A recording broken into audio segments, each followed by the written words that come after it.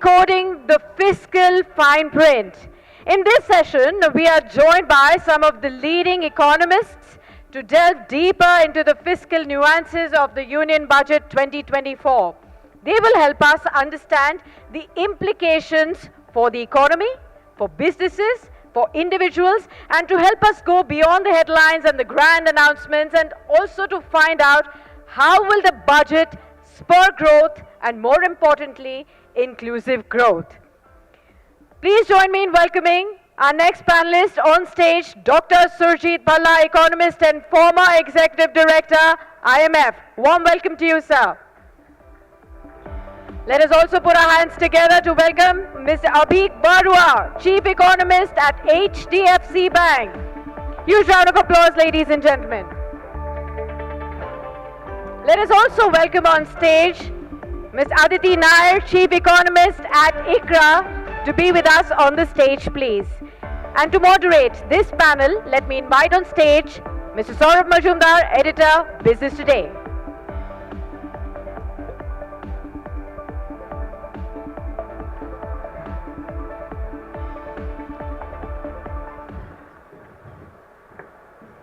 Good evening and a very warm welcome to this stellar panel.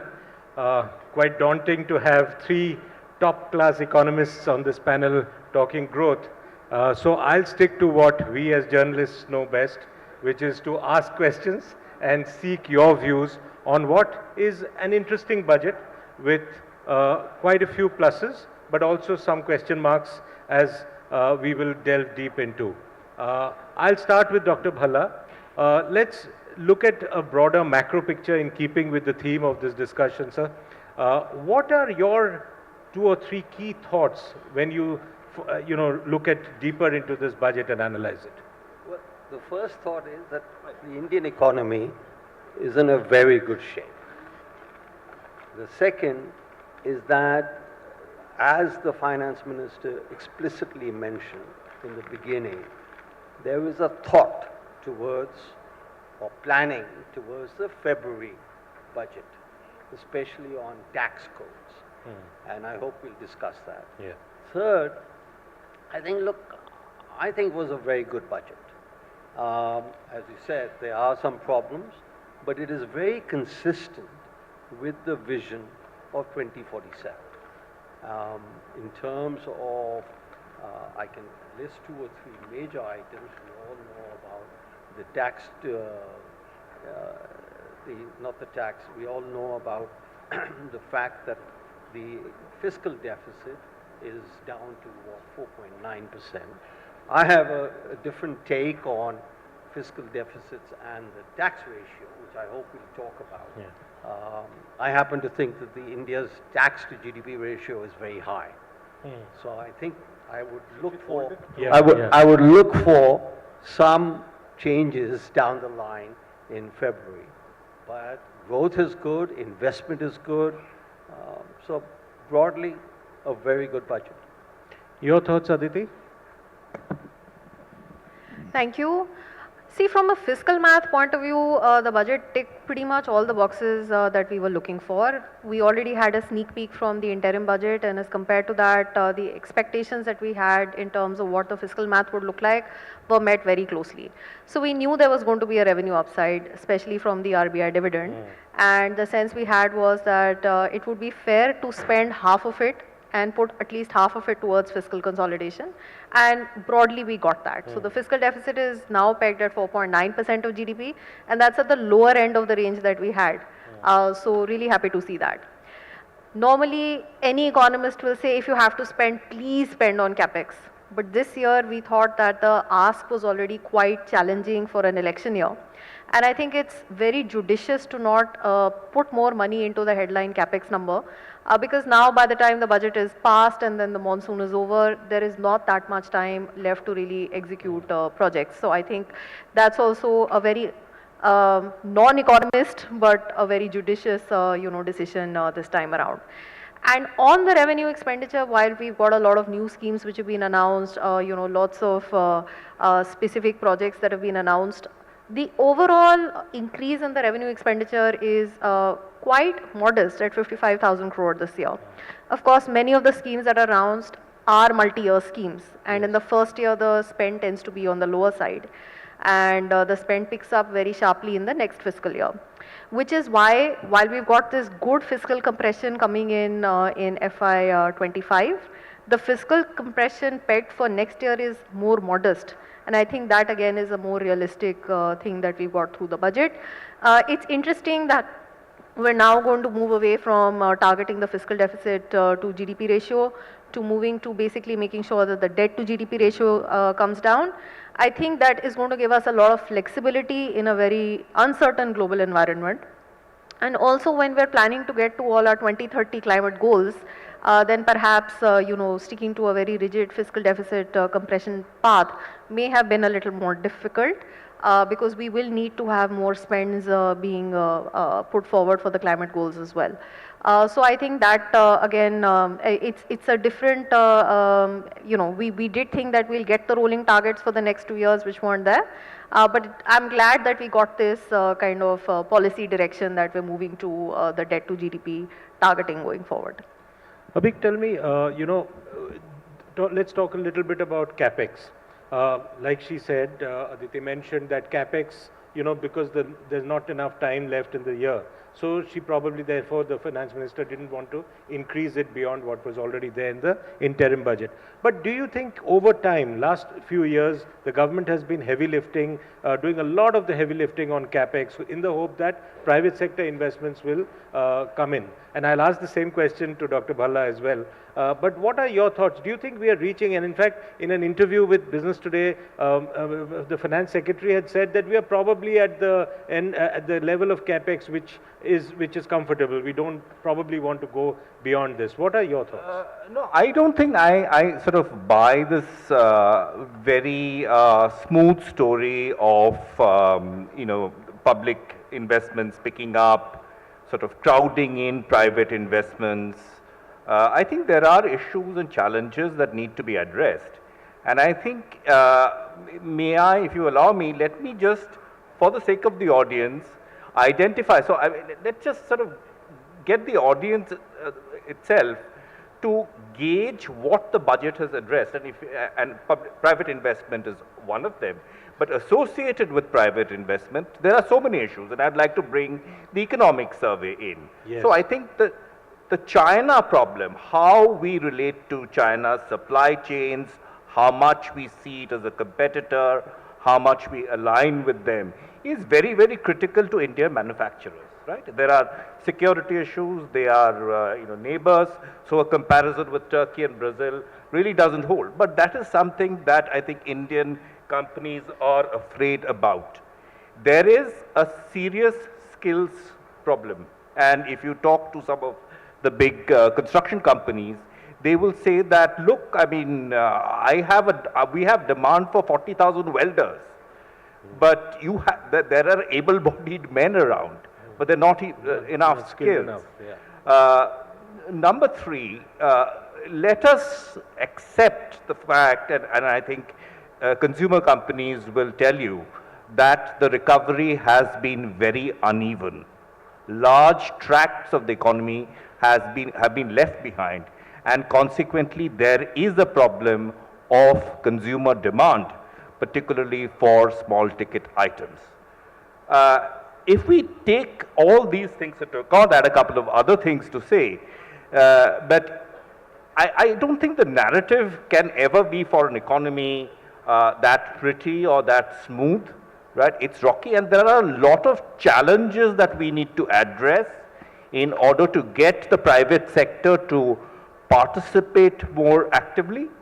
I think the budget takes the right step, a step in the right direction, but there's a limit to what budgets can do. I mean, we're talking about an internship model. I think there are serious flaws in primary and secondary education. Have you seen the ASR surveys? So you can't, so there are a lot of things that need to be done. And Mrs. Sitharaman, to be fair to her, cannot do this alone. She's trying her best. But I just hope that the other stakeholders, this is sort of, one of the things that I think is good about the budget is that, and I credit Mr. Sitaraman and the Finance Ministry for this throughout, that they don't get blindsided by extreme claims about, there is no joblessness, so many jobs have been created, etc. I think they have a very, very firm focus on the realities on the ground. The ELI scheme itself is an acknowledgement of that, right? And the realities on the ground are not necessarily all pretty. But I really credit the Finance Minister and the Finance Ministry to accept, recognize what is happening on the ground and try their best. There is a fiscal constraint. Aditi mentioned this. Surjit has a different take on this, but I think it's been addressed. So that's my take on it.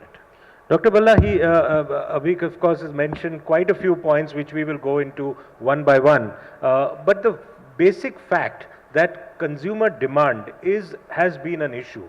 How much do you think the budget actually is able to do? Given the fact that budget, like he said, can do only up to a point and then the private sector and the rest of the economy has to take over. Look, now we get into the problems in the budget. Look, there are, okay, I have to hold it right here. Okay. I see two problems that have not been addressed properly. First is a data problem, which is that I happen to think, you had asked about investment, private investment, and I think there, as some of my work shows, that around the world and in India, that the price of investment goods is much lower, or the inflation in investment goods is much lower. So therefore, one needs to adjust, and our investment rate is actually quite high. So that's the first point, and you want to look at what the private investment component there is. The second point, which directly addresses this, is our interest rates are very high.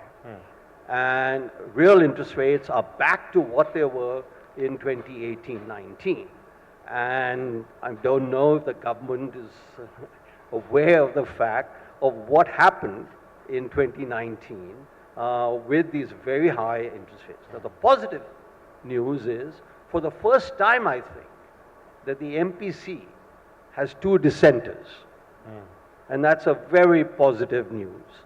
So let's hope. So therefore, on the consumption side, as I said, there are these factors. Our growth is solid, investment rates are very high, and our interest rates are very high, and our tax rates are very high. So now you go and figure.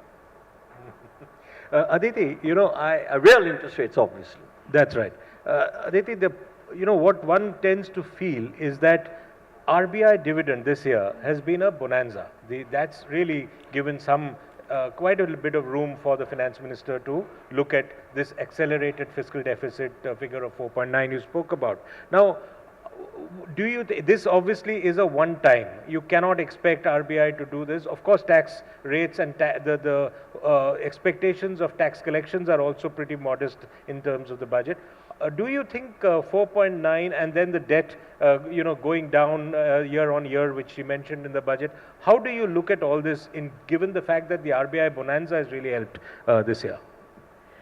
So, I'll just give you a few thoughts around how to think about the RBI dividend going forward. So, a few of the things which gave us a very high dividend this year are that, we were basically in the deficit mode in the LAF. That's probably going to continue, although the size of the deficit is probably going to be smaller this year as compared to last year. We got higher interest rates on our holdings of foreign assets, which are probably going to go down next year as compared to this year if the Fed starts cutting rates. And then there would be some, based on the forex purchases and sales, there is a delta over there, and that I think again is very difficult to really ascertain what is the size of the benefit that you'll get from that next year. So my sense is that the amount of money that we got this year is certainly not the new normal. There will probably be a sizable dividend, but it will not be of the same extent that we got in FY25. So yes, getting into a multi-year scheme based on this would have not been very prudent, and that's not what has happened in the budget. So that's, I think, again, a very judicious move. Now, going ahead, for the current year, I certainly do think that the tax numbers overall are quite realistically budgeted. I don't expect there to be too much of an overshoot over there. And for next year, we'll have to see, you know, what are the underlying trends in the economy? Do we continue to get a big bump up from better compliance, etc.? How much longer do we get the compliance dividend effectively as far as the tax collections are concerned? My other concern is that our, you know, just to take off from what sir was saying, our interest payments to revenue receipts ratio is also very high, and our interest payments to GDP ratio is also very high. So, you know, over a period of time, these are fiscal challenges which are difficult to break out of, and that's again something that the forward-looking planning needs to address. If you will give me a minute, I'd like to just share some thoughts on consumption and investment, the way I see it. On the ground, I do agree with you. I think investment, you know, the narrative is that the private sector is not investing, but the reality is a little different from that. My sense is investments are happening in a variety of sectors, but in modest degrees. It's not a very loud capex cycle. It's a much more modest and a more realistic capex cycle this time. So it's quite different from what we would have seen when capex was peaking in the last 2 decades. But I don't think we're going to go back to that kind of an exuberance on the capex side.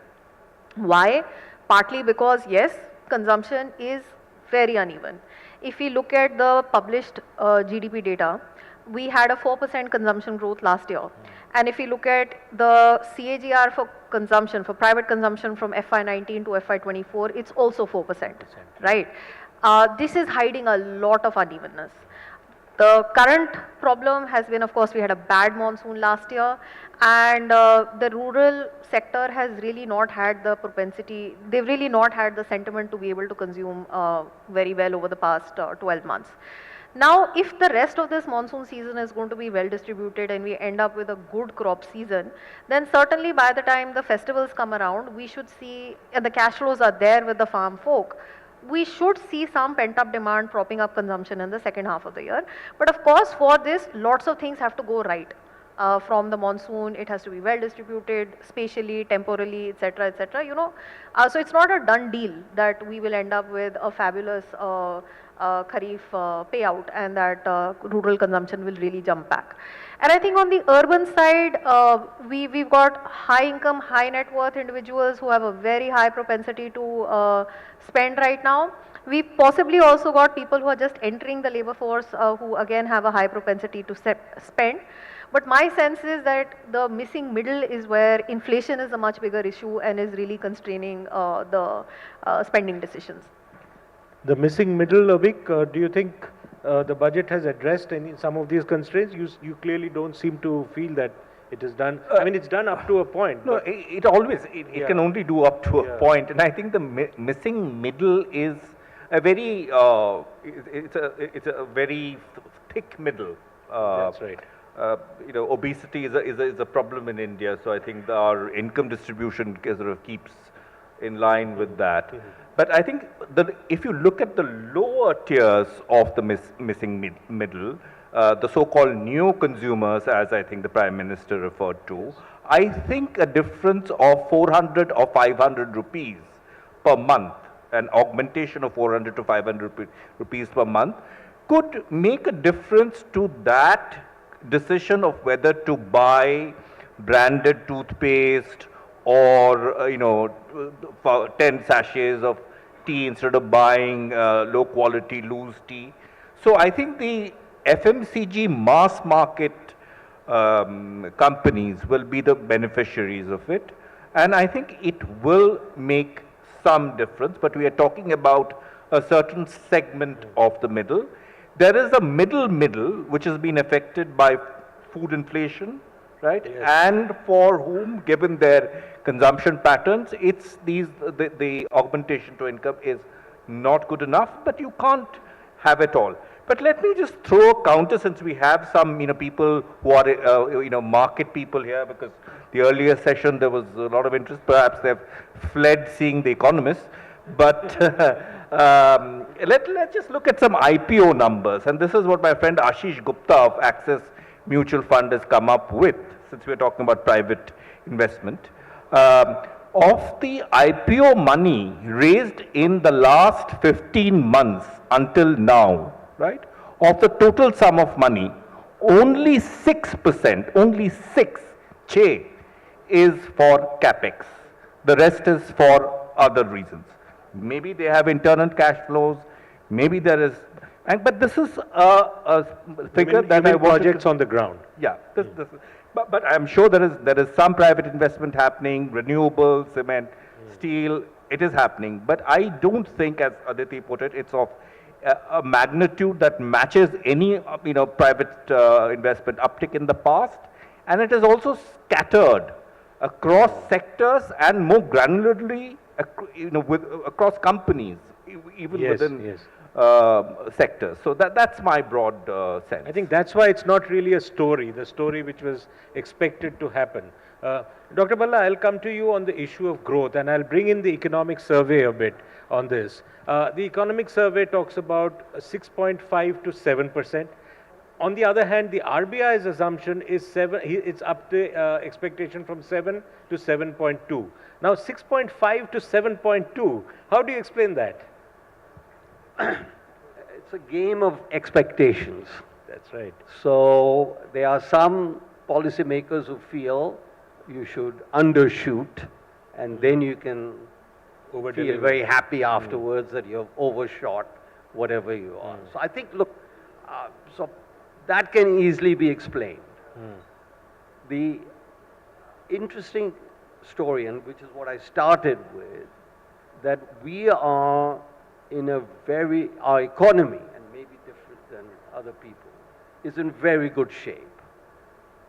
Our growth rate is very good. Look at what the rest of the world is growing at. And you don't believe it's K-shaped? I love to anybody to give me one piece of evidence that it is K-shaped. Okay? One piece of evidence, मेरे को बता दो. ये K-shaped कहाँ से आया? You look at wages, you look at employment, you look at consumption. Oh, one other thing on savings rates. Before you bring up this K-shaped, savings rates has gone down, right? No, but there is pressure at the bottom end of demand, right? So we'll talk about the bottom end later. But K-shaped because savings rates have gone down. I know maybe some of the people here have made that comment.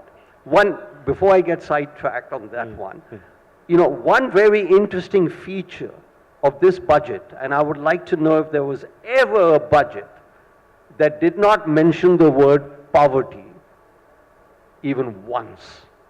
Now coming to the K-shaped story. So what is the evidence that it is K-shaped? Wages are going up, real wages. I know Mr. Jakar there believes there's real stagnation in rural wages. Maybe Ashok feels the same. I think you should have a show where you invite them and invite me. Whoever feels that real wages are going down, they are not. For salaried people, it is the case around the world. And one thing that we miss out, we are no longer an island. I don't know if we ever were an island, but certainly not now. All these problems are now global. So take youth unemployment, of which a lot is made of, and hope we can discuss that a little bit, of what the budget is trying to do, etc. But, tell me one place in the world where there isn't a youth unemployment problem. And if I can cite my favorite statistic of all time on this, which, if you will, I discovered myself back in 2017. In 1993, there were 50 million college graduates in the West. That's the advanced countries. And there were 50 million college graduates in the rest of the world. Okay? Today, in the advanced countries, the flow, this is all the flow, 50 million has gone to 60 million. In the rest of the world, 50 million has gone to 300 million. because everybody around the world said, let's go and educate. Now, before we get into the quality of education, etc., so the college degrees, and even in the US, the college premium is really going down, okay? So I think it's a global problem of youth unemployment. Last statistic I want to give. Since 1983, we have been doing employment surveys. 1983. There's not one year in which the unemployment rate for those above 29 years has been more than 1.5%. Right now, it is 0.6%. Your thoughts on that, Abheek? Would you like to take up the issue of youth unemployment? No, first of all, I find it ironical that in a country where the quality of data has been a subject of controversy, we tend to arrive at numbers without forgetting basic economics or economic logic. Take the case of COVID, right? You have two families. One family earns 10,000 a month. One family earns 1 lakh a month. COVID is what we call a symmetric shock, right? It is spread across, it doesn't distinguish between the rich and poor, right? So in the poor family, one person has been affected by COVID. In the rich family, one person has been affected by COVID. The public health care system, we know, does not deliver that much, so private health care has to come in. The costs are the same, right? So it's a huge hit to their expenses and to their balance sheets. Ditto for SMEs and so forth. So who will take more time to recover? I mean, we don't see this, the uneven recovery, as a natural process of a symmetric shock hitting different income categories. We seem to think that that basic logic can you can go against basic logic, and we come out with all kinds of numbers. So I really don't know where the truth lies, but whatever consumer companies tell me, and we are the second biggest private lender, I talk to all of the big consumer companies. The uniform consensus is that there is a severe problem that still persists. I mean, if you want to deny it, it's fine, but I'm not going to certainly put forth a large set of numbers to get into this denial game. Dr. Bhalla has a counter to that. Yeah, look, first, the mark of a good economist is not what she does with good data, is what she does with bad data, first. Second, once you say we've got bad data, and I'd like to know which country does not have bad data, and we've had exceptionally bad data, I agree. But, then conversation ends. We can't discuss. You're saying it's bad data, therefore I'll hold on to my view. I'm saying this data tells the following story. I'll hold on to my view. But sir, he also talked about clients of his bank, for instance, the big FMCG companies, which give you examples of... He talked about, my good friend, he talked about COVID. That was 2020. That's 4 years ago. If you look at the US, their growth rate now, or the level of income, is back to the projected path. India is back to the projected path. तो अब ये कहोगे कि भाई देखो ये data नहीं reliable. The conversation ends. Aditi, so show me where. You are quite literally in the middle. I'm literally in the middle. I'm also in the middle of the Eco Survey's growth projection for this year. So let me go to a deeper topic. So yes, you said 6.5 to 7%. That's what the Eco Survey has said, and my projection for this year is 6.8%. And the way I look at our growth numbers for last year, we had a very high GDP growth number that benefited from net indirect taxes, which is taxes less subsidies, and last year was a year when subsidies did contract very sharply. This year, subsidies will contract by a modest amount. GVA, the gross value added on the other hand, the growth came down from 8.3% in the first quarter of last year to about 6.3% in the last quarter of last year. My sense is we need to project forward from that, from the 6.3% GVA growth to understand how this year is going to pan out. My assessment is that in the first half of this year, particularly in the first quarter, there are a lot of transient headwinds that are going to depress the GVA growth. And we will get a back-ended pickup in H2, particularly from the government capex really booming after, the monsoons are over, all that we've already talked about. One headwind that might stay is that we will not get the benefit of too much commodity price deflation, which really boosted margins last year. That's going to be flat to slightly negative this year in terms of the benefit to growth.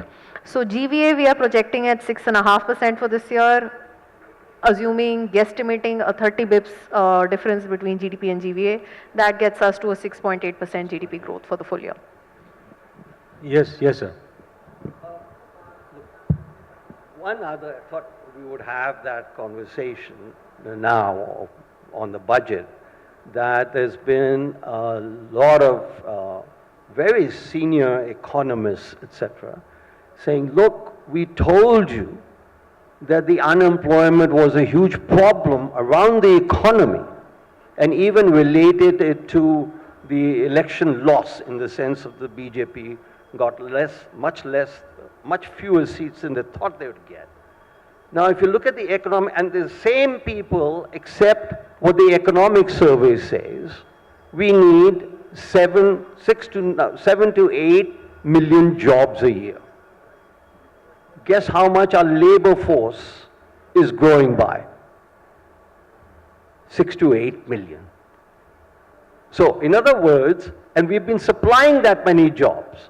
Now, everywhere in the world, your aspirations are always much more than what you can achieve. I wish I could be, whatever. So I think we have to be very careful I think the economy is robust, employment is robust, our youth unemployment rates are one of the lowest in the world, especially in the developing world, and that's what we need to recognize. It's still 10%. 10% is high. I grant you that. But, where isn't it? So, and I think the budget made a very good start in that direction. What is a classic? We talked about investment earlier. Two major lessons from development for the last 70 years. One, infrastructure. Second, you want to increase employment, you give wage subsidies. That's what this budget has done, is wage subsidies. Do you think really, the final comments before we wind up, because we're at the end of the time, end of our time here. Closing comments from each of you on the ELI scheme. You seem to suggest that wage subsidies will work. Paradoxically, while I think this is a right policy, I don't think unemployment, if we are generating 8 million jobs a year, okay, so how much extra jobs is a wage subsidy going to do? That's the point. That's my point, okay? We are already generating. Either you say we're not generating 8 million jobs, which may be what people, certainly the CMIE data says we are not, okay? So maybe we can discuss data quality, but, 8 million jobs, our labor force is growing by that much, which includes an increase in the labor force participation rate from something like an aggregate of 62 to an aggregate of 67, 68%. So it's incorporating that. And I don't see what will cause the unemployment rate to go up. Already, as I said, it's at very low levels, except for youth. And how much of the youth unemployment is transition, searching for a better job, which they've always done, and which they'll continue to do.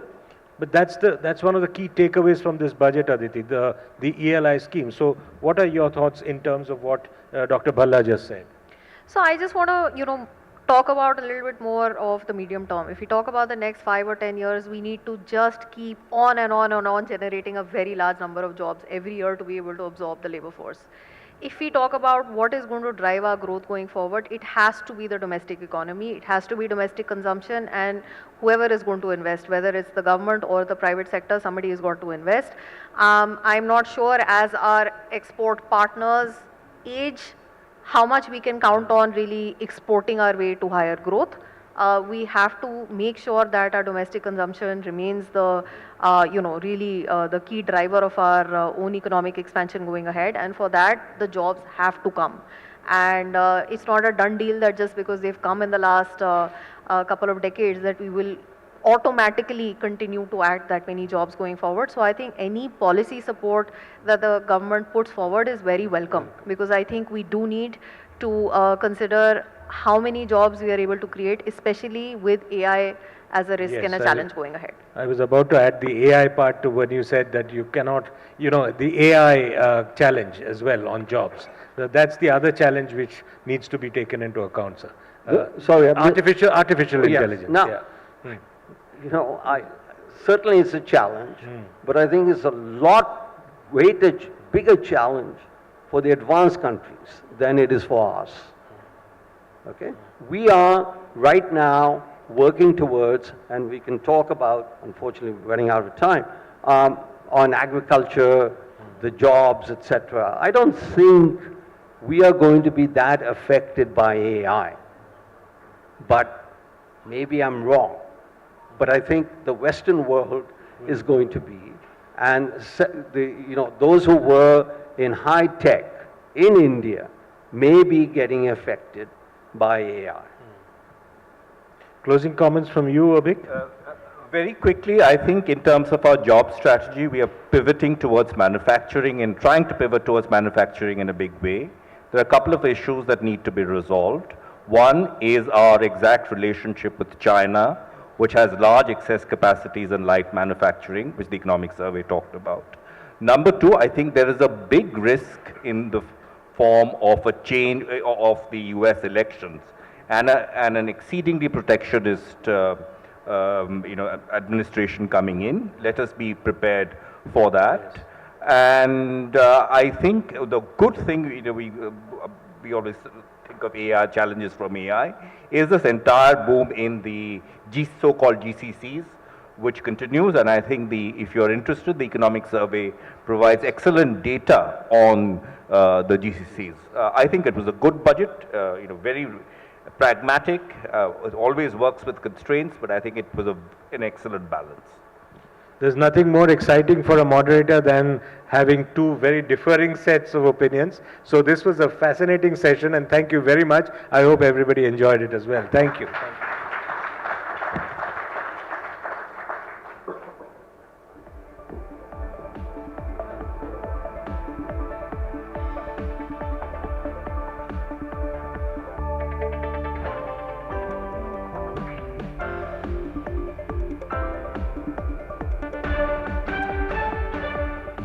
Huge round of applause, ladies and gentlemen. Thank you to our esteemed panelists for such an enlightening and thought-provoking